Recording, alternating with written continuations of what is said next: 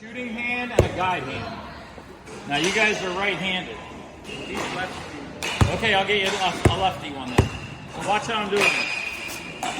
Okay? I'm going to slide my thumb. Kind of looks like this. Notice my pinky stays outside. My thumb goes in here. My index finger slides under there, and the other two here. Now, when I go to shoot, I can't shoot the ball with two hands. I have this as my guide hand, right? So if I'm a right-handed player, okay, I'm right here, up and out.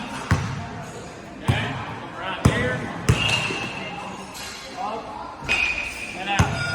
So what you'll do, it's going to feel weird, but it may not be that bad for you guys if you don't have a lot of experience.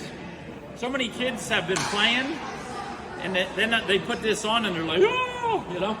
But for you guys, it might be great just to establish the right way to hold it. Notice my hands and my fingers are facing up.